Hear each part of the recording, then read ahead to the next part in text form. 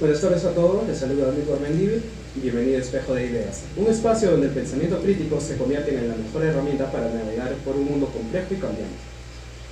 Volvemos al plan de la filosofía, a nuestra vida diaria. Exploramos las grandes interrogantes de la humanidad, desde el sentido de la vida hasta la naturaleza de la realidad, pasando por la ética, la política y mucho más. En esta oportunidad dialogaremos sobre la filosofía de Arequipa, en conmemoración, ¿no?, a lo que es el aniversario por sus 484 años, y para lo cual contamos con la presencia de nuestro profesor César Sánchez. César Sánchez Martínez nació en 1985, Arequipa, Perú. Terminó sus estudios en el Colegio Peruano Alemán Max Zulle, estudió literatura y lingüística en la UNSA, posteriormente filosofía en la Pontificia Universitas Urbaniana de Roma, Italia. Estos dos pregrados siguieron sus estudios de maestría y doctorado en la Universidad de Piura. Desde entonces su producción académica se ha centrado en la filosofía antigua, la filosofía medieval, la historia, política y la literatura de Arequipa, la filosofía virreinal y la obra del teólogo arequipeño Ventura de Trabada. Se ha desempeñado como docente en la Universidad Católica San Pablo y en la Universidad Nacional de San Agustín de Arequipa, en la cual actualmente da cátedra, y ha publicado una decena de artículos en revistas académicas y una gran proliferación de publicaciones en libros también. Actualmente se desempeña en la UNSA y es investigador RENACIT. Asimismo nos acompaña para el diálogo nuestro miembro del grupo Perspectivas Filosóficas, Dalai Pola, bachiller en Derecho por la Universidad Católica Santa María y estudiante en Filosofía y Educación por la Universidad Nacional de San Agustín, y mi persona que va a fungir como moderador, soy estudiante de Derecho y Filosofía en la UNSA también. Ambos estamos interesados por lo que es la filosofía de la cultura, la ética y la política, asimismo como la filosofía del derecho. Bueno, bienvenido compañero. Comenzar, ¿no?, presentando la idea de si existe, si podríamos hablar de una filosofía propiamente arequipeña. ¿Qué opinas, compañero? Buenas tardes, Milward. Buenas tardes a toda la audiencia. Es una pregunta bastante interesante, ¿no? Así como se hace una pregunta, ¿no?, si existe una filosofía latinoamericana, si existe una filosofía peruana, también me parece una pregunta bastante pertinente, ¿no?, si existe una filosofía propia arequipeña. Yo decantaría esta pregunta hacia dos puntos fundamentales. Bueno, también quisiera obviamente saber qué piensas sobre esto, ¿no? Hacia la ética y hacia la filosofía política, tomando en cuenta que la ética es el estudio sobre qué es lo correcto en el actuar del ser humano, qué puede ser considerado como correcto, qué es lo bueno. Sería interesante analizar si existen ciertas características propias del comportamiento en sociedad del ciudadano arequipeño o de la sociedad arequipeña, ciertas características éticas o ciertas características morales por las cuales podríamos determinar o analizar que existe una ética arequipeña, ¿no?, una ética propiamente arequipeña. Muchas gracias. A lo que comentas, ¿no?, el cuestionamiento primeramente es si para hablar de una filosofía arequipeña hay una ética arequipeña, una moral. ¿Me escucho? Sí. Perfecto. Entonces, bueno, básicamente a mi consideración, ¿no?, hablar de filosofía en Arequipa principalmente nos remite desde un periodo histórico muy clave, muy determinado. Nos remite a la fundación de Arequipa, básicamente, a la fundación española. No podemos hablar de una filosofía, o es muy cuestionable o muy debatible quizás poder hablar de una filosofía arequipeña como tal antes de la llegada occidental de los españoles, por así decirlo, ¿no? Ahora esto va a entrar mucho al debate también del conocido debate, ¿no?, si hay filosofía latinoamericana, por así decirlo, ¿no? Pero en mi consideración personal, ¿no?, se puede hablar de ética, se puede hablar de moral, aún antes de esta llegada de los españoles, pero se puede hablar de una sistematización de la misma. Podemos hablar, obviamente, ¿no?, a nivel, no solo de Arequipa, que es algo a nivel ya latinoamericano, ¿no? predescubrimiento, pero la sistematización y la propia filosofía de Arequipa, y creo que con lo que va a conseguir nuestro profesor, es básicamente partida con la llegada española, con la fundación también, ¿no? Aún más, lo que comentaban nuestro docente es que es todavía Arequipa un poco más tardía a comparación de otras ciudades, dígase principalmente Lima y Cusco, ¿no? Que tienen un desarrollo histórico aún más notorio ya no solo con la llegada, sino ya propiamente antes. Para continuar, ¿no? Es muy importante con la influencia que va a tener entonces, la madre patria España, por así como a veces lo denominan, en este nacimiento, una sistematización de una filosofía propiamente arequipeña. Y justamente acá entraría el periodo, ¿no? de esta filosofía española que entra a la modernidad, pero que curiosamente comienza con este mundo, que mantiene, mejor dicho, este mundo escolástico, ¿no? Contrario a lo que es la modernidad en otros países, ¿no? Lo que pasó con el racionalismo, el empirismo. España se mantiene distinta, y se mantiene distinta de igual manera pero a pesar de esto, yo creo que Arequipa, más que toda la filosofía española, ¿no?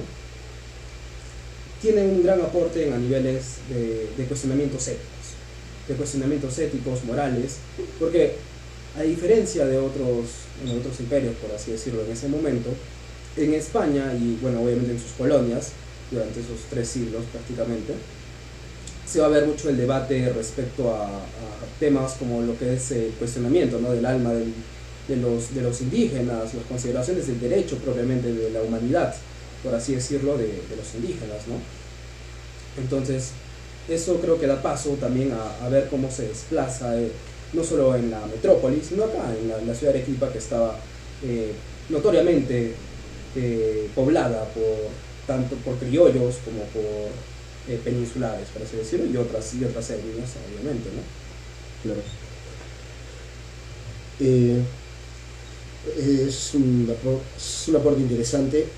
A mí me gustaría hacer el ejercicio de dar, de alguna manera, ciertas características morales de la sociedad arequipeña y analizar si todavía estas características tradicionales o estos comportamientos morales tradicionales se mantienen, o cuáles de ellos, o qué características se mantienen hasta hoy y cuáles están mutando, o cuáles simplemente ya están en desaparición, o cuáles tal vez ya hayan incluso desaparecido, ¿no?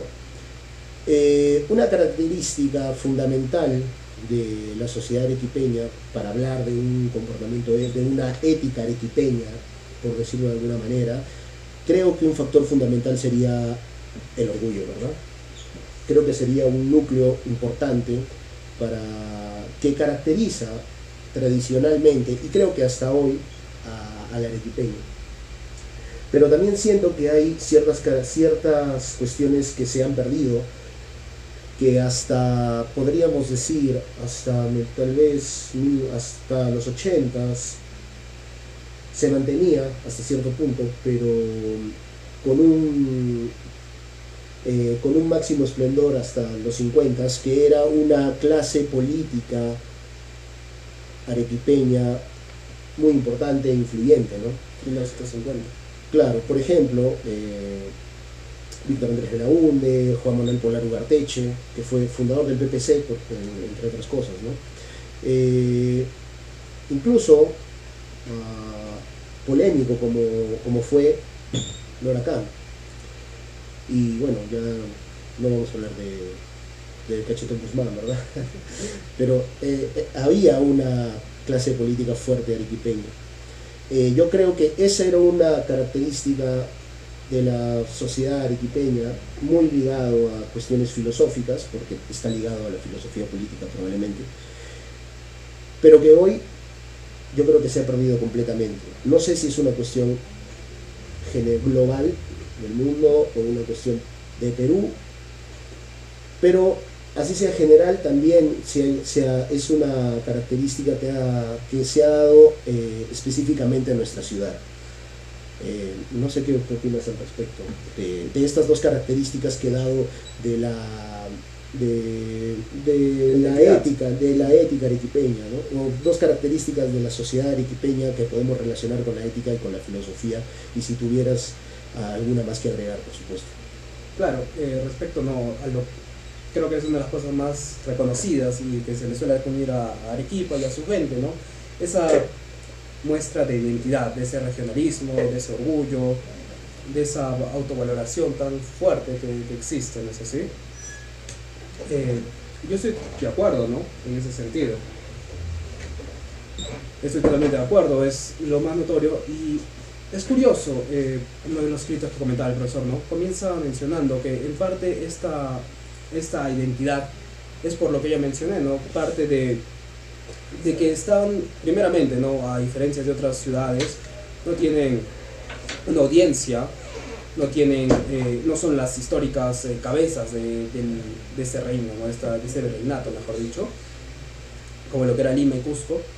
Y es la gente como comienza a tener esa consideración propia de estirpe, pero no solo limitada a aspectos biológicos, sino o centrados en aspectos raciales, mejor dicho. No, lo que se plantea es una consideración también de valores. Por eso César comentaba, bueno, publicó y escribía, que esto responde también mucho a esta esencia escolástica, en esta esencia de una filosofía clásica, que lo que hace es buscar un símil, que el arequipeño busca un símil, no por aspectos raciales, sino por aspectos filosóficos, antropológicos, no busca una sustancia. Entonces, más allá de que, claro, tienen esta valoración que ya después, con este periodo, ¿no? Comenzarán a tener una autenticidad, un regionalismo, una identidad, la cual va de desglosar con la independencia y va a hacerse aún más fuerte, por así decirlo, ¿no? Al punto de llegar escritores a hablar, ¿no? De los arequipeños, dígase, es recurrente, ¿no? Escritos, tanto en literatura, en historia, de manera popular, en la cual se recuerda, ¿no? Estos comienzan a ser individuos, ya no tendrán pues esos beneficios que tuvieron otras ciudades, entonces esa responsabilidad cae en individuos, y estos individuos se hacen notorios a nivel político, obviamente, después de considerarse ya una república, son muy importantes los arequipeños, por así decirlo, o personajes arequipeños, en todo el desarrollo de la república. Aún en el principio, antes de la propia independencia, tenemos a Vizcarra Guzmán como básicamente un precursor, ¿no? De lo que es ya los pensamientos de libertad, de independencia, por así decirlo, ¿no? Y como tú mencionas, ¿no? En la época ya del siglo XX van a haber muchos autores, muchos personajes, ya sea para algunos considerados hasta criticables, ¿no? Como tú ya mencionabas, ¿no? Pero para mí, ¿no? Para mí hay una gran relación entre autores políticos, científicos, etcétera, como también entre autores filosóficos, ¿no? Y bueno. Y esto me lleva a una pregunta interesante, ¿no? Cuando nosotros decimos una ciudad con filosofía propia, tenemos evidentemente que hablar de filósofos. Arequipa, creo que no cabe duda, es una cuna de intelectuales. Arequipa ha tenido muchos intelectuales, José Luis Bustamante Rivero, Vargas Llosa, actualmente, ¿no?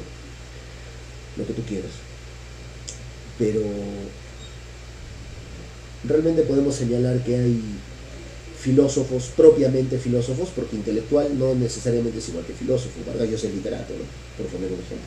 Ha habido grandes políticos arequipeños, pero filósofos, como tú señalas, que académicos dedicados enteramente, completamente a la filosofía, no lo sé, y tampoco sé si, siendo un poco más profundo, tampoco sé si eso existe, ¿no? O sea, alguien que solo se pueda dedicar a la filosofía. La filosofía también inevitablemente se relaciona con otras ramas.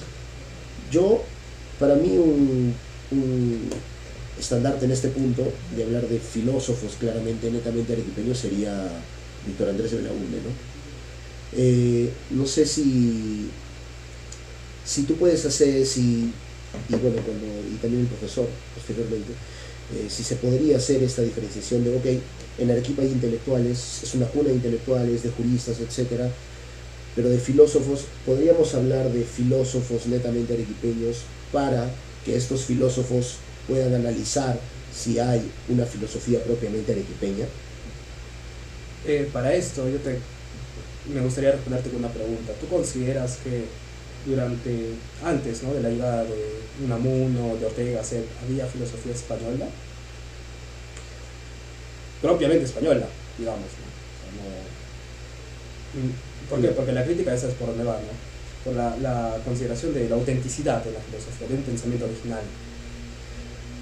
Bueno, mi pregunta iba más acerca de si podemos saber, si podemos encontrar filósofos, o sea, que sean propiamente filósofos arequipeños, o sea, que se hayan dedicado enteramente a esta disciplina.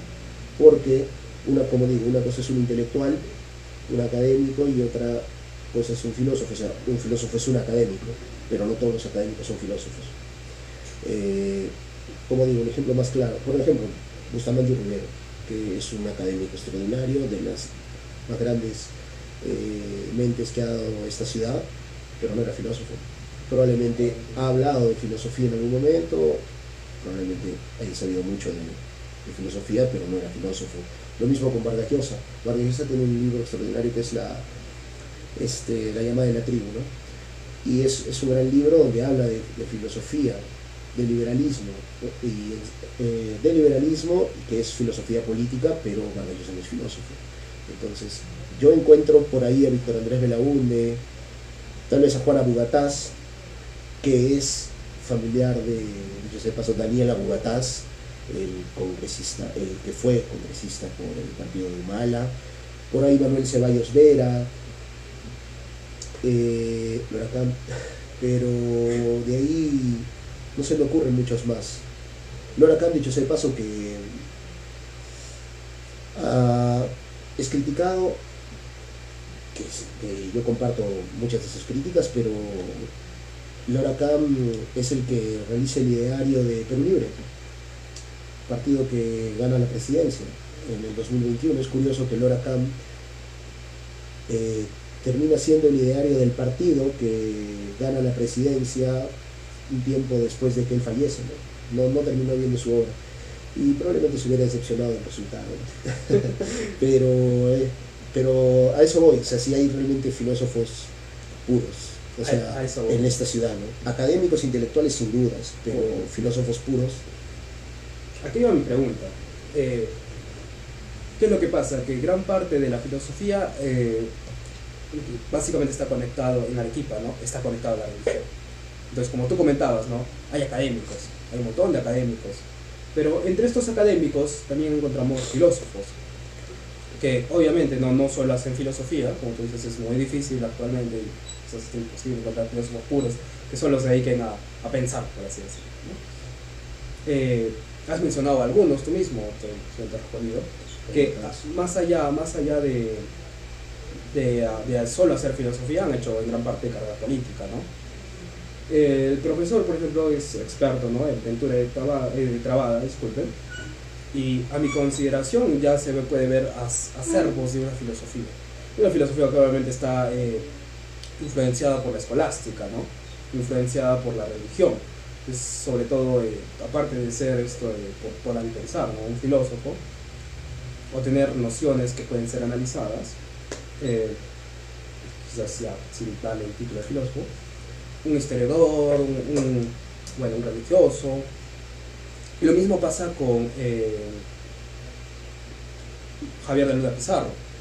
A mi consideración también, ¿no? O sea, a pesar de ser un religioso, tiene una gran mención en filosofía. Y estos propios autores, como Díaz Maldivia también,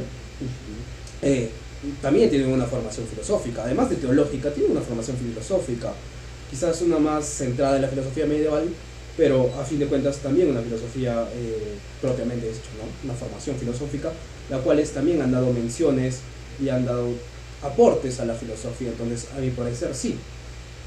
Ahora, desligar también, ¿no?, lo que tú mencionabas, hasta qué punto es también hacer filosofía, hacer política, ¿no? están así, son filósofos, como los que has mencionado, los últimos, principalmente el último, o es un ideólogo. Ahí hay un debate bastante interesante, ¿no? ¿Hasta qué punto es hacer ideología, hacer filosofía? Exactamente. En ese caso también entraría, bueno, Guzmán, pues, ¿no? Cachetón que mencionas. Entonces, no sé si tú considerarías que es filósofo, es político.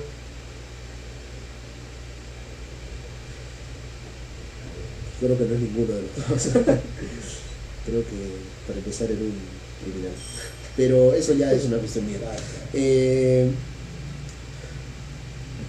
Retornando a las características éticas que podríamos dar a la sociedad arequipeña o al arequipeño, ya hemos hablado del orgullo, una clase política, como tú has señalado, un vínculo muy grande con una sociedad muy vinculada hacia la escolástica. Bueno, profesor César. ¿Qué tal? Profesor. Muy buenas tardes, o muy tardes buenas, no sé, pero bueno, más vale tarde que nunca. Bueno, una serie de eventos desafortunados, no ha habido una especie de pasacalle de los venezolanos antichavistas que ha ido desde el Parque del Rocoto hasta la Plaza de las Américas, ¿no? Y bueno, una serie de cosas del tráfico que también me han impedido ir y también un pequeño malestar de salud, ¿no? Pero bueno, ya estoy acá. Y vamos a hablar sobre filosofía en Arequipa. Filosofía en Arequipa, Para sí. introducirlo, ¿no? Estábamos conversando con mi compañero aspectos sobre la identidad de la sociedad arequipeña, que él mencionaba, ¿no? Esta importancia en el aspecto político y en el orgullo y la identidad propiamente arequipeña. Y lo segundo, bueno, esto partió de la primera pregunta que yo le hice, si él consideraría que se puede hablar o existe una filosofía arequipeña de la que se puede tratar. Bueno, existe una filosofía en Arequipa, ¿no es cierto?, ¿no?, que puede tener una serie de características específicas si la comparamos con la de otras experiencias filosóficas en regiones del Perú, ¿no es cierto?, ¿no? Entonces, ahora, ¿puede llamarse a eso filosofía arequipeña? Sí, en un sentido aproximado, sí, ¿no? Claro está que alguna vez estuve en un conversatorio donde hablé de la literatura arequipeña, de la literatura joven arequipeña, y un profesor que hablaba también en ese conversatorio me corrigió y me dijo: no se puede hablar de literatura arequipeña porque eso sería esencialista, ¿no es cierto? Pero nosotros somos filósofos, no somos esencialistas, ¿no? Pero bueno, ¿qué características podemos encontrar en el ejercicio filosófico arequipeño? ¿Qué tendencias? Y bueno, pienso yo que el ejercicio filosófico arequipeño se inicia de manera formal, ¿no?, con el libro que tanto me gusta y que tanto he estudiado y que tanto he querido, que se llama Suelo de Arequipa convertido en cielo, del presbítero Ventura Trabada y Córdoba, ¿no? Ventura, que de verdad se llamaba Buenaventura Fernández de Córdoba y Pereira. Bueno, claro, sí. Y él hace un libro de historia, pero en los prólogos, que él llama prolusiones, hay determinados elementos donde trata de esbozar su teoría de la historia, ¿no? Porque Suelo de Arequipa convertido en cielo es una obra en donde se hace una alegoría zodiacal de Arequipa, ¿no? A las 11 fundaciones religiosas de Arequipa se les atribuye un signo zodiacal, y en ocasión de la 12ª, que es la fundación del monasterio de Santa Rosa de 1747, ¿no?, Trabada considera Arequipa se ha convertido ya en la ciudad celeste, porque el zodiaco de 12 signos se ha completado, ¿no? Y a partir de eso hace la historia de Arequipa, y es una historia muy llena de figuras barrocas, de elementos mitológicos, ¿no? Entonces, en estas prolusiones Trabada trata de defender por qué hace uso de la mitología, por qué hace uso de la retórica, y él dice: porque cuando se trata de realidades esenciales, el arte es la manera de mejor representarlas, ¿no? Entonces, esto es algo que va a irse repitiendo después, ¿no es cierto?, ¿no? Y que es de sabor neoplatón, ¿no? Es algo semejante a lo que diría un Plotino, por ejemplo. Entonces, Trabada cita a Platón, ¿no? Es la primera cita a Platón en Arequipa, ¿no?, que cita al Fedro y al Fedón, ¿no?, en determinados momentos, ¿no? Entonces ya para Trabada, que inaugura un ejercicio filosófico propio en Arequipa, una gran preocupación el tema de la belleza.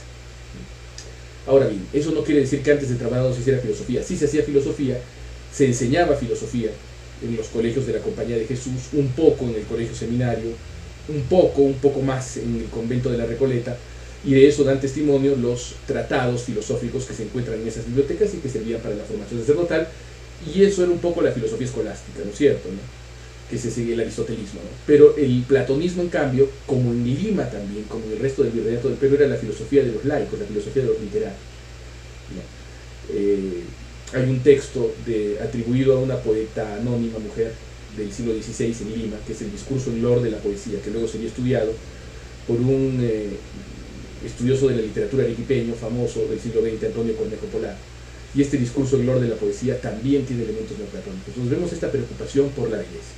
Ahora, que como específicamente del ejercicio filosófico arequipeño a partir del siglo XVIII. Y eso continúa con otra figura importante, que es Jorge Polar, que llegó a ser rector de la UNSA, una figura de la segunda mitad del siglo XIX e inicios del XX, llegó a ser ministro de Educación en el gobierno de José Pardo, si no me equivoco, gran promotor de la educación primaria obligatoria en el Perú, ¿no? Y Jorge Polar, Mostajo, por ejemplo, le atribuye el mérito de haber quitado el escolasticismo, ¿no?, en la UNSA, en la Universidad Nacional de San Agustín. Ahora hay que decir que no es que hubiese una escuela escolástica en Arequipa, ¿no?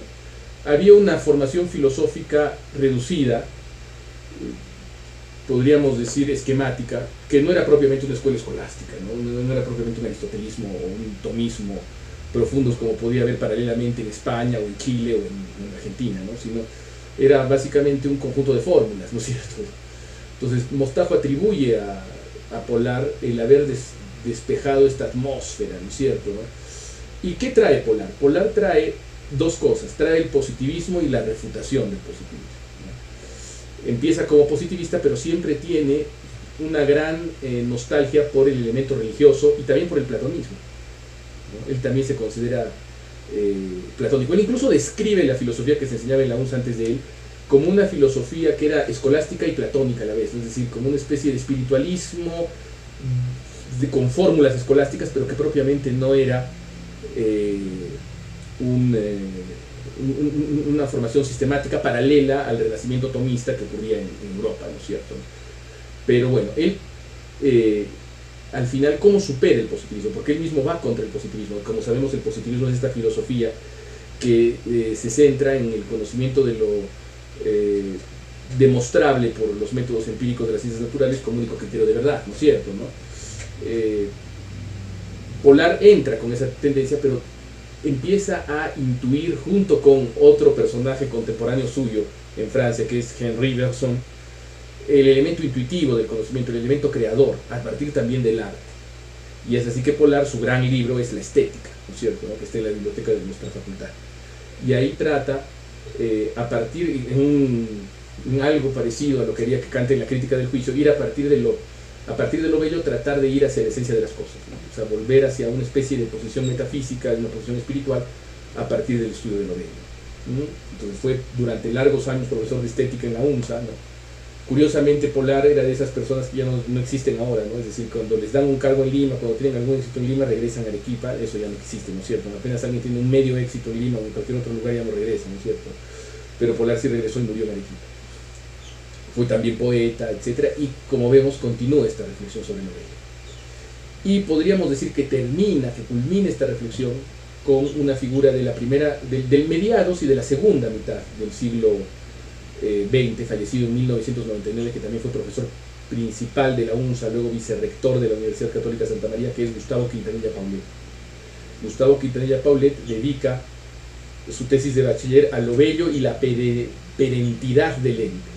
Sobre Villa, el doctor Héctor Bayón Lozada hablan de la perennidad del ente, ¿no?, cuando la perennidad es perentidad, porque él trata de ver que así como los seres humanos tienen personalidad, las cosas tienen perentidad, tienen una forma de manifestarse, de hacerse visibles, ¿no? Y a partir de ahí puede estudiarse lo bello y puede irse hacia una visión metafísica del mundo, ¿no? Entonces vemos esta primera tendencia propia de la filosofía en Arequipa, que es la tendencia estética, ¿no? Semejante a esta tendencia de ir a lo estético, de ir a lo bello, ¿no?, y de tener cierto resabio platónico agustiniano, también en Víctor Andrés de la Uno, ¿no?, con su teoría del contorno y del confín, ¿no?, que es una teoría acerca del paisaje de Arequipa, ¿no? Como una forma de elevarnos hacia lo eterno también, ¿no? Y bueno, eso es una tendencia. Luego tenemos una tendencia que tiene sus raíces en un manual que se escribe en Arequipa por uno de estos escolásticos prepolarianos, que sería Monseñor Bartolomé Herrera, que es el Tratado de Lógica. Entonces, se escribe un tratado de lógica muy importante, quizás uno de los tratados más importantes de lógica del siglo XIX en el Perú, en Arequipa, para uso de los estudiantes del colegio, del seminario, que era un colegio también, ¿no? El seminario de San Jerónimo. Y bueno, esa queda latente, esa tendencia, hasta que vuelve a reaparecer, ¿no? No directamente influenciada por ese tratado de lógica, sino más bien como una recordación, ¿no?, de esta preocupación por la lógica en el siglo XX, en la segunda mitad, de la mano de Edgar Guzmán Jorquera, ¿no?, que es profesor también de la UNSA, profesor principal de la UNSA y filósofo analítico, ¿no? Filósofo analítico, dedica su tesis de bachillerato a la lógica simbólica, uno de los grandes filósofos analíticos del Perú, y eso es una tendencia que todavía queda en nuestra escuela, ¿no es cierto?, ¿no?, la tendencia lógica analítica. Y finalmente la última tendencia, que es la más reciente, es el marxismo, ¿no es cierto?, ¿no?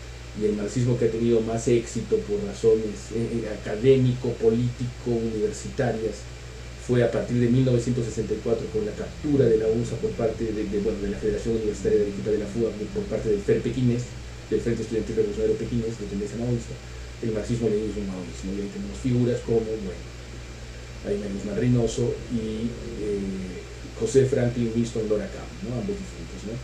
Entonces es una tendencia que, si bien no ha dado tantos logros académicos, sí es social y políticamente relevante, ¿no? Justamente, igual me preguntaba si consideraba a Abimael Guzmán filósofo, ideario, que más allá obviamente de los delitos que cometió y que sabemos que nadie va a venir a cuestionar eso, obviamente, realmente ¿hay algún aporte de Guzmán en lo académico, algo relevante? O... Bueno, coincido con David Sobrevilla, perdón, y con otros en sostener que Guzmán Reynoso es autor de al menos 2 textos de pretensión y de cierto valor académico, ¿no?, que son sus tesis. Su tesis de bachiller en filosofía, que es una teoría, que es una crítica a la teoría kantiana del espacio, que según Sobrevilla carece de la última bibliografía, pero que es un intento, bueno, de reflexionar, ¿no es cierto?, ¿no? Su tesis de Derecho, que es una crítica desde la filosofía del derecho, ¿no?, a la noción de Estado burgués, ¿no? Es la primera vez que he visto en Arequipa a Carl Schmitt, el teórico del nazismo, que le atribuyen ser el teórico del nazismo, pero es todo citado en Arequipa, ¿no?, porque Guzmán lo cita a Carl Schmitt en su tesis contra el Estado democrático liberal, ¿no? Entonces, ahí esas tesis sí tienen algún valor, ¿no es cierto?, ¿no? Pero lo demás es praxis pura, ¿no? Entonces, y ellos mismos, los maoístas, ese es el problema del maoísmo como disciplina académica, ¿no?, que el maoísmo, por palabras propias de Mao Zedong, es la divinización absoluta de la praxis, la absolutización de la praxis, ¿no? Por ejemplo, el pensamiento Gonzalo, todo el mundo habla del pensamiento Gonzalo, ¿no?, pero ¿qué caracteriza el pensamiento Gonzalo? El aporte de Guzmán, en teoría, a la revolución, sería la militarización del partido. Esa es una cosa totalmente práctica, pero es porque, por ejemplo, en el Mao más clásico, tú tienes al ejército guerrillero popular, ¿no?, el ejército guerrillero de liberación, como se llama actualmente todavía es el nombre oficial del ejército de China, de la República Popular de China, que es distinto al partido. Está al servicio del partido, pero es distinto al partido. En cambio, el Sendero, lo que Guzmán reivindica es la militarización del partido, el partido como instrumento puramente militar y la militarización total de la sociedad. Por eso es que uno de los restos de Sendero Luminoso ahora en el BRAN, que es el grupo de los Quispe Palomino, se llama ahora Partido Comunista del Perú Militarizado, ¿no? Ese es su nombre oficial, ¿no? Y todos los mensajes que mandan llaman a la militarización, ¿no?, más que incluso la National Rifle Association, dicen que todo el pueblo se arme, ¿no? Incluso hay ahí una cuestión ególatra de él, ¿no?, y anacrónica, porque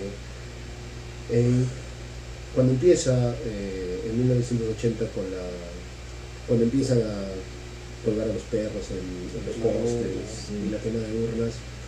Allí Sendero y Guzmán maldicen al Partido Comunista Chino. Entonces, Deng Xiaoping, ¿no? claro, entonces incluso llegó a un nivel a este nivel, no sé, demente de praxis, de salirse incluso De la realidad. aparte del propio partido, del propio maoísmo chino, y él querer formar su propio, Es que ser una nueva, ser él su propia espada, ¿no? bueno, todos tenemos derecho a soñar, ¿no es cierto? Pero el asunto es que la sobrevalorización de la praxis, ¿no? No sé, algunos quizás hayan estado en el curso que di sobre los idealistas alemanes, ¿no es cierto? Una vez que se destruye la metafísica, a la larga el camino es el camino de la praxis. Y una praxis sin metafísica puede ser peligrosa, ¿no es cierto? ¿No? Sin fundamentos que vayan más allá de lo material. Aristóteles dedica el libro cuarto de la metafísica a refutar precisamente a los negadores de la metafísica, ¿no? Y a sostener que las consecuencias de estos planteamientos llegarían absurdos. Pero sea lo que fuere, lo cierto es que debe ser materia de reflexión el hecho de que el proceso de violencia política más intenso que ha vivido el Perú fue llevado a cabo por un profesor de filosofía, ¿no es cierto? Eso nos debe llevar a pensar en cómo se valora la filosofía del Perú. O sea, los desgreñados defensores de la nueva izquierda de vanguardia revolucionaria de 1965, el ingenioso hidalgo Luis de la Puente Uceda, el poeta limeño miraflorino Javier Heró, no consiguieron lo que consiguió un profesor de filosofía, es decir, poner en jaque al Estado peruano post-elastista, que era un Estado burocrático, gigantesco. Y eso nos habla un poco de que, a pesar de que el pueblo peruano tiene un pragmatismo muy, muy profundo, hay un amor hacia las esencias, a pesar de que se les vea, por ejemplo, a Abimael Guzmán, la iconografía de Abimael Guzmán no era la iconografía de un desgreñado, ¿no? Era de un guerrillero de Sierra Maestra, ¿no es cierto? ¿No? Aunque se le captura con barba, las fotografías que él tenía era de un hombre con un libro, un hombre con lentes, afeitado, con un libro en la mano, con una chaqueta, sin corbata, ¿no? Entonces eso habla de la valorización que había en ciertos lugares provincianos del Perú, de la educación universitaria como un vehículo de transformación social, de la filosofía también como un instrumento de transformación social, ¿no? Entonces eso es singular respecto a experiencias guerrilleras o terroristas de otros países de América Latina. Aquí no la hace un político profesional como Fidel Castro, un aventurero como Ernesto Guevara de la Serna, ¿no? Tampoco la hace un campesino como Marulanda, tiro fijo de las FARC de Colombia, ¿no? Un hombre también de origen rural como Ortega, el sandinista. Aquí la hace un profesor de filosofía, ¿no? Es interesante para reflexionar. Sí. Bueno, profesor, para continuar, ¿no? Usted ya nos ha comentado un poco de algunos, recuerdo a mi compañero también, ¿no? Algunos que podemos decir son filósofos en Arequipa, ¿no? Y nuestro diálogo, antes de que usted llegara, comenzó, ¿no? Hablando un poco de estos aspectos identitarios, de estos valores, y justamente como usted dice, ¿no? Hay una relación entre esa praxis, principalmente política, obviamente, y ese lado teórico del filósofo, de la metafísica, de ese contemplamiento. Y usted ya nos comentaba, ¿no? Que la filosofía arequipeña principalmente parte con una gran influencia escolástica. Y bueno, más, no solo escolástica, más también platónica. Claro. Entonces a mí se me hace muy interesante ver esa relación que hay entre estas filosofías de la época medieval con lo que comienza a pasar con el periodo de independencia, ¿no? Claro. Por las influencias ya de libertarias de otros países, Claro. de Francia. Entonces, ¿cómo es que se da esta relación, ¿no? de esta tradición escolástica con este periodo donde Arequipa también es muy Claro. relevante, ¿no? Claro. Y para de ahí dar paso a lo que sus consideraciones sobre la universidad, Claro. ¿no? Aquí entramos- La filosofía de la Universidad de San Agustín. Aquí entramos a un debate, ¿no es cierto? ¿No? Al debate de la influencia de las ideas de la segunda escolástica, en este caso Francisco Suárez, las ideas de filosofía política de la Escuela de Salamanca y de Francisco Suárez, y su influencia sobre la independencia americana, ¿no? O sea, la independencia de la América Española tiene una influencia muy grande de las ideas de la Ilustración, ¿no? Que son ideas que representan una ruptura no solo con la filosofía escolástica, sino con la filosofía clásica, con la metafísica, ¿no? Es el empirismo, ¿no? Es el empirismo, el sensualismo de Condillac, ¿no es cierto?, que es la corriente importante en la ilustración, y también el sentimentalismo de Rousseau. Tenemos para este aspecto un texto muy interesante, que lo he estudiado también en un texto que escribí sobre la cultura política en la Arequipa del periodo virreinal, del periodo tardo virreinal, desde el proceso de independencia, pero de la cultura política de los realistas de Arequipa. Y ahí hay un texto que se llama El elogio fúnebre a José Gabriel Moscoso, de Mateo Joaquín de Cosío, de 1815. Mateo Joaquín de Cosío era profesor de filosofía y además sacerdote y vicerrector del seminario de San Jerónimo. Y es un realista, es nacido en Arequipa, es un criollo arequipeño, pero como muchos era un enemigo de la independencia, a la que veía como revolucionario, ¿no? Y en ese escrito, que es un elogio a un gobernador de Arequipa fusilado por las fuerzas de Pumacao en Cusco después de ser capturado, allí él nos habla un poco de qué era lo que leían los criollos revolucionarios. ¿Y qué leían? A Rousseau, a Pierre Bayle, ¿no? Pierre Bayle era un libertín de esprit, ¿no? Uno de esos preilustrados, ¿no?, que empezaban a cuestionar un poco la religión establecida, etc. Luego tenemos a Rousseau, luego a Mably, que era también un filósofo ilustrado que tenía tendencias políticas que ahora podremos caracterizar como colectivistas. Entonces, ¿qué le opone Mateo Joaquín de Cosío a eso, ¿no? Le opone teología, le opone también apologética, en un sentido, y una desconfianza sobre la razón, ¿no? O sea, él desconfía de la razón, un poco semejante a un contemporáneo suyo, en algo también contemporáneo, aunque mucho más viejo, ¿no?, pero que también sonaba mucho en Europa de aquel periodo, que es el conde Joseph de Maistre, ¿no?, que es un contrarrevolucionario, uno de los enemigos de la razón, ¿no es cierto?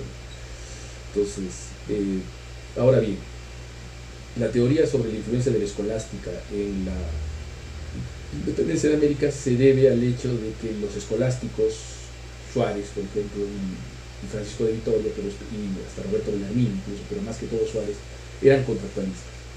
Es decir, ellos consideraban que la soberanía venía de Dios, nadie podía negar que la soberanía viniese de Dios, y que de ahí pasaba al pueblo, y que el pueblo luego hacía un pacto implícito con el príncipe y se la otorgaba. Y que una vez que el príncipe no cumplía por tiranía o por desaparición con sus deberes, el pueblo podía recuperar la soberanía y entregársela a otros o de otra manera. Es distinto al contractualismo jovesiano y es distinto al contractualismo rusoniano, ¿no?, porque existe la presencia de Dios más directa, ¿no es cierto?, ¿no?, y existe un derecho natural, ¿no?, que cosa que en el caso de Hobbes está bastante reducida. Es casi el derecho natural de Hobbes es que existe, es casi el todos contra todos, ¿no es cierto?, es una ley, es una purga, ¿no es cierto?, ¿no? Entonces, ese es el debate acerca de si es su influencia, ¿no? Y aquí tenemos a otro pensador arequipeño universal también, que es un ex religioso jesuita, Juan Pablo Vizcardo y Guzmán, autor de la Carta a los Españoles Americanos, que es uno de los textos fundamentales para la independencia de América y que reivindica de manera implícita estas premisas de la segunda escolástica, ¿no?, que era prácticamente jesuítica, ¿no? Suárez era también de la Compañía de Jesús. Sí, profesor, antes de que se viniera, nos hacíamos la pregunta, ¿no? Bueno, yo hice la pregunta, si entendemos que Arequipa no cabe duda que es una cuna de intelectuales.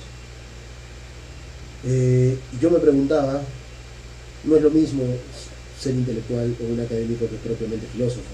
Claro. Hay muchos académicos que no son filósofos, sí, bueno, sí, los filósofos son académicos, pero no todos los académicos son filósofos. Y Arequipa ha destacado en juristas, literatos, académicos en general, pero políticos, sí, gracias, pero Poetas. podemos señalar, más allá de que artesanos, También hubo grandes técnicos, artesanos, ¿cierto? bueno, destacan todo. Pero podemos decir que la filosofía arequipeña, que los filósofos arequipeños, podemos encontrar algunos que han destacado al nivel de otros académicos arequipeños. Bueno, yo creo que la figura más destacada en el aspecto académico, en el aspecto diplomático y en el pensamiento también, en el siglo XX arequipeño, es Víctor Andrés Belaúnde, que sí es un pensador original. Si es que el ser un pensador original es mérito suficiente para considerarlo filósofo, ¿no es cierto? ¿No? Es un tema complicado, ¿quién es filósofo y quién es profesor de filosofía? Platón consideraba que el filósofo era el que amaba el bien, el que amaba la idea del bien. El filósofo sería el santo, ¿no es cierto? ¿No? Para Aristóteles el filósofo es el científico, es el que busca las causas de las cosas, ¿no es cierto? ¿No? Y la originalidad recién aparece en la modernidad, ¿no? Cuando cada filósofo es consciente, ¿no? Porque la modernidad también es una autoconciencia, ¿no? A diferencia del hombre medieval o del hombre, y peor aún del hombre clásico, que se consideraba el hombre eterno de alguna manera, el moderno es consciente de su temporalidad, de su historicidad. Y por eso, a partir de la modernidad, aparecen los filósofos, cada quien con su sistema, ¿no?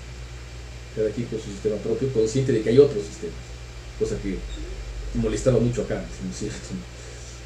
Claro, pero profesor, en la antigüedad también había varios sistemas, sí, pero no había esa conciencia de originalidad que tenía de que yo estoy trayendo el propio sistema, no, yo estoy viendo la realidad como es, ¿no es cierto? Y los demás están muy equivocados, ¿no? Entonces, en ese sentido yo creo que nuestros pensadores, yo creo que sabiamente, no buscaban ninguna originalidad, buscaban explicar las cosas, ¿no?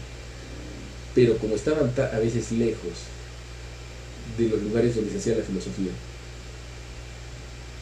más actual, o donde se estudiaba más profundamente la filosofía antigua o medieval, acababan siendo originales, quizás ¿no? Tenemos incluso una figura muy interesante, poco estudiada, creo que han hecho un artículo en una revista de San Marcos, que es una especie de empirista arequipeño de los primeros años de la República, que se llama Juan de Dios Salazar. Hay una calle, ¿no?, por la UNSA, que se llama Juan de Dios Salazar. Él también es una especie de empirista, pues hacían lo que podían con lo que tenían, ¿no? Incluso el más escolástico, entre comillas, de los pensadores que piensan en Arequipa, aunque no es de origen arequipeño, a mediados del siglo XIX, es Bartolomé Herrera. Sus tratados de Teodicea y su tratado de lógica, que son los tratados que se conservan de él, son muy eclécticos, es decir, toma influencias de bastantes lados, y a la larga, de ser tan ecléctico, acaba siendo una especie de originalidad un poco extraña, pero, o sea, no es uno que repita lo mismo. Porque cuando uno se vuelve seguidor cuando encuentra un maestro. Y yo creo que si hubiera habido mayor exposición de los académicos arequipeños a ambientes universitarios serios donde pudieran formarse de manera profunda en una doctrina con maestros verdaderos, habrían sido menos originales. Porque cuando uno se expone a los sistemas, uno queda cautivado por los sistemas, cuando son explicados de una manera profunda, de una manera adecuada, y más bien crece la humildad, ¿no? Uno dice, yo no voy a poder crear nada, así que mejor me adhiero al sistema que me parezca más convincente, ¿no? Bueno, continuando, también porque ya comienza a tratar el tiempo, usted comenta, ¿no?, que esa falta de, bueno, de que están alejados, por así decirlo. Y con lo que yo le decía, ¿no?, comienza a haber este periodo de independencia y asimismo se va a comenzar a fundar instituciones en Arequipa. La Academia Lauretana es una gran mención, la cual va a dar surgimiento justamente a la Universidad de la UNSA. Y la Universidad de la UNSA comienza con, entre otras pocas escuelas, justamente comenzar con una escuela de filosofía, Claro. nuestra escuela de filosofía.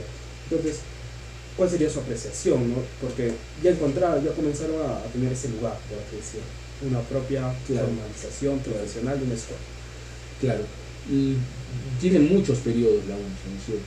Cuando uno estudia sus orígenes, ¿no?, estamos rumbo a los 200 años, ¿no es cierto? En el 2028 se van a cumplir. Estamos a 4 años del bicentenario de la UNSA. Interesantes tiempos, ¿no es cierto? Era muy pequeño y servía esencialmente para formar abogados con formación filosófica y teológica, ¿no es cierto?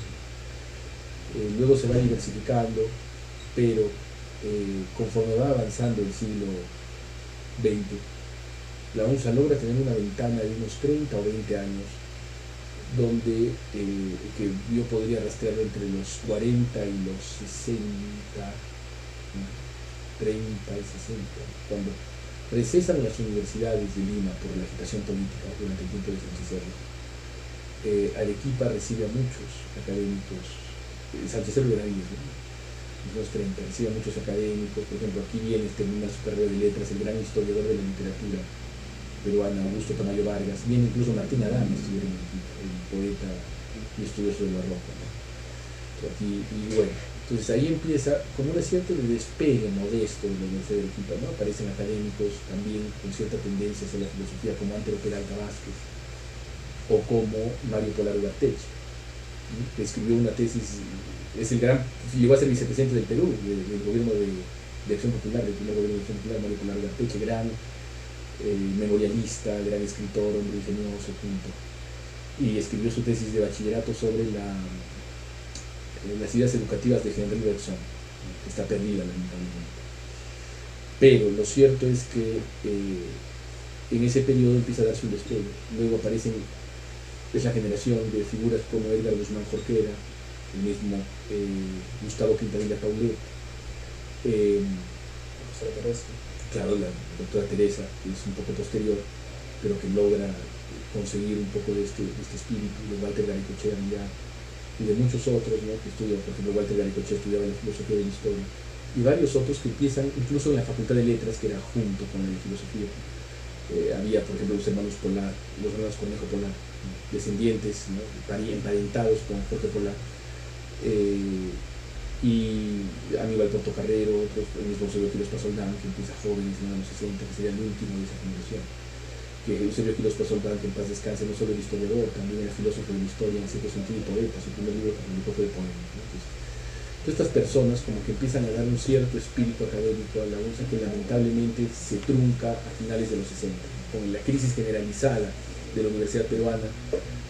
Los sueldos bajan, la demagogia a partir del año 64 ¿no? Crece haciendo irrespirable en cierto sentido el ambiente universitario, ¿no?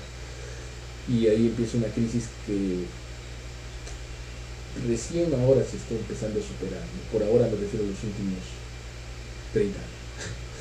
Entonces recién empezó a superarse poco a poco y esperemos pues que todo mejore, ¿no? Que la universidad vuelva a ser un espacio académico, ¿no? Para terminar, porque ya no tiempo y también darle paso a mi compañero de usted, la última pregunta, ¿no? Con lo que usted menciona, ¿no?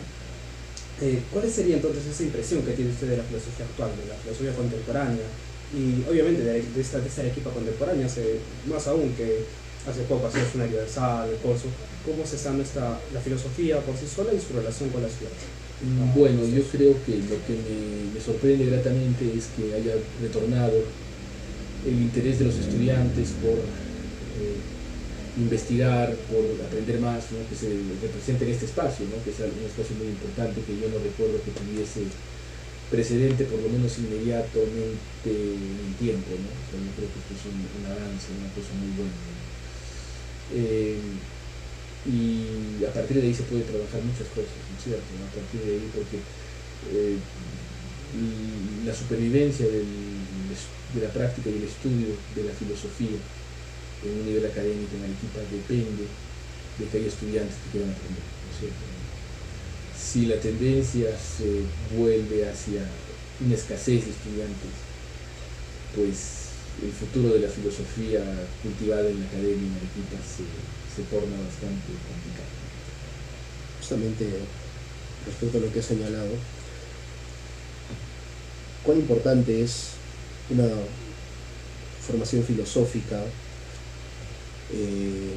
para aportar a una élite cada vez menos relacionada con temas académicos o con una visión ética, con una visión filosófico-política, porque antes encontrábamos una élite arequipeña, económica, más educada, y creo yo, no estoy seguro, pero usted me corregirá si me equivoco o me dará la razón, que tiene que ver justamente con académicos, entre los que estaban filósofos, mucho más, un grupo de académicos arequipeños que marcaban de alguna manera una ruta, un camino. Hoy, ante la ausencia de eso, también vemos una élite económica y una élite en general perdida en Arequipa. Qué importante o qué tan importante es que exista estos académicos en Arequipa, estos filósofos, en Arequipa para de alguna manera enmendar la plana si es necesario o marcar un rumbo o un camino para la mejora de la ciudad, ¿no? Porque al final el filósofo marca de alguna manera, o los políticos marcan de alguna manera, o los académicos, perdón, marcan de alguna manera el camino, pero al final los que realizan las acciones o las políticas son las élites. Claro. Hay que recordar que el presidente regional de Arequipa es un académico, actualmente, y que Arequipa fue gobernada una figura muy importante de la política arequipeña que monopolizó y que podríamos decir que su influencia todavía queda, porque hasta cierto punto fue el que delegó el gobierno regional en otras personas y a la vez su delegada lo delegó en otro, ¿no? Fue Juan Manuel Guillén Benavides, filósofo, profesor de filosofía, docente, doctor en filosofía y autor de una tesis sobre los valores en la Ilíada, ¿no? O sea, una tesis sobre clásica, ¿no? Entonces, eso nos habla que nuevamente Arequipa todavía tiene, yo creo que en el pueblo llano también, una valoración por el hombre culto, ¿no? Es decir, por el hombre que tiene las señales por lo menos externas, fenotípicas del aprendizaje académico. Y eso es algo todavía bueno. Las élites evidentemente ya no son élites, no son restos de élites, las élites tradicionales, ¿no? Porque justo escribí un artículo en el Montonero que se titula Arequipa un aniversario más, y donde decía que tenemos los restos de la vieja élite que se quejan, ¿no? Pero básicamente ya no tienen ese compromiso existencial, ese compromiso de estar amarrados con Arequipa que tenían sus ancestros, ¿no? Y recordaba ahí cómo los comunicados de la Cámara de Comercio e Industrias de Arequipa durante el régimen de Velasco eran muy citados y muy leídos en vivo, porque estaban muy bien escritos y reflejaban la realidad de la economía de una manera sintética, ¿no? Incluso se cuenta esta anécdota que cuando Velasco estatizó SEAL, porque recordemos que SEAL fue estatizado por Velasco, el directorio quería que el presidente del directorio se mantenga porque era el que tenía el know-how, por así decirlo, que era don Alfredo de Belaúnde Guinás. Y le pidieron al ministro Fernández Maldonado, que era el ministro de Energía y Minas, que lo retenga con una carta, o sea, que el Estado controle SEAL, que la tome, no podían hacer nada, pero que nombre como presidente del directorio Alfredo de Belaúnde. Y cuenta la leyenda que Fernández Maldonado aceptó y dijo: he aceptado este pedido porque estaba escrito en muy buen castellano.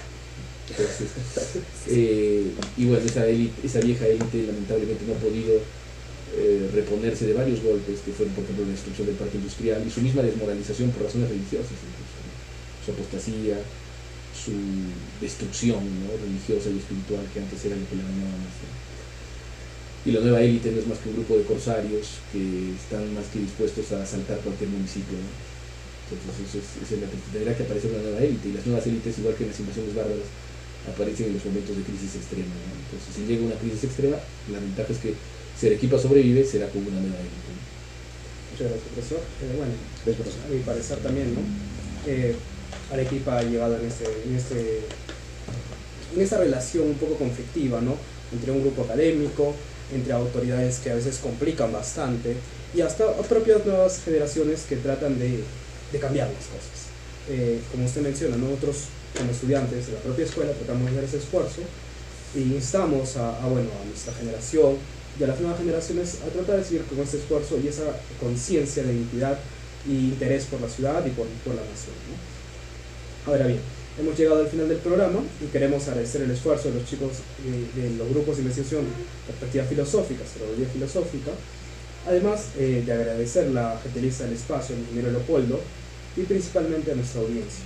Asimismo al docente César, y acá mi compañero presente. Y nos vemos en el siguiente episodio, donde nos vamos a explayar más aún de estética. El Lamparte en acción. Descubre el arte de brillar sin talento. Muchas gracias.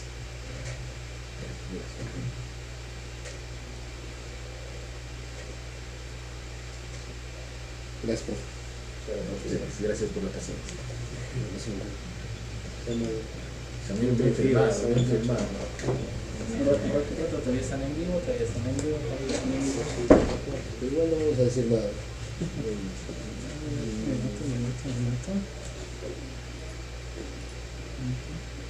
Enciclopedia Espacio, aquí. Una gran enciclopedia, la última gran enciclopedia. Bueno, junto con la GRE.